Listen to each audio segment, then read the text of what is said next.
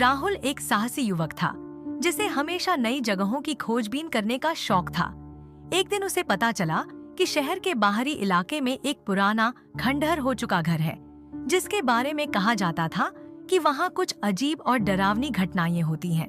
गांव के लोग उस घर के पास जाने से भी डरते थे, लेकिन राहुल के लिए ये एक चुनौती थी। उसने तय किया कि वह उस घर का रहस्य जानकर ही रहेगा।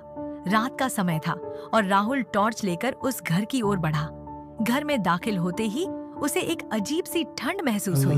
चारों ओर घना अंधेरा था और हर कोने से अजीब सी आवाजें आ रही थी, लेकिन राहुल ने अपने डर को काबू में रखा और घर के अंदर कदम रखा।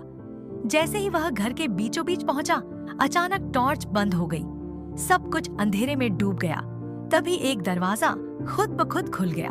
राहुल ने हिम्मत करके उस दरवाजे की ओर कदम बढ़ाया। अंदर एक कमरा था जिसमें एक पुरानी लकड़ी की अलमारी खड़ी थी। अलमारी के ऊपर धूल जमी हुई थी और उसके दरवाजे थोड़े खुले थे।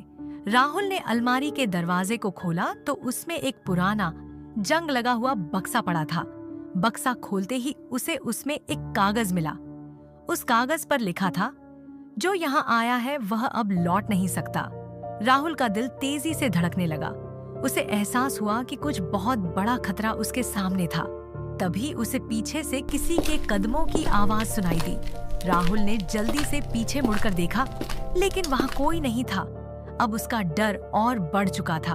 वह बक्से को छोड़कर भागने की कोशिश करने लगा, लेकिन दरवाजे अपने आप बंद हो गए थे। वह फंस चुका था। राहुल ने घबराकर सोचा, क्या मैं अब कभी यहाँ से बाहर नहीं निकल पाऊंगा? तभी उसे बक्से के नीचे एक और छोटा सा पर्चा मिला। उस पर लिखा था, अगर बचना चाहते हो तो पीछे के दरवाजे से बाहर निकलो। राहुल ने जल्दी से उस दरवाजे की खोज शुरू की।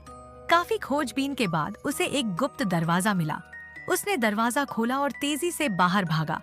जब वह बाहर आया तो उसने राहत की सांस ली। घर से बाहर निकलते ही वह मुड़कर घर को देखने लगा। घर अब शांत और सामान्य लग रहा था, मानो कुछ हुआ ही ना हो। लेकिन जब राहुल घर से थोड़ी दूर पहुंचा, उसने जेब में कुछ महसूस किया। उसने देखा कि वह पुराना कागज अभी भी उसकी जेब में था और उस पर अब लिखा था, तुमने भागने की कोशिश की, लेकिन खेल अभी खत्म नहीं हुआ।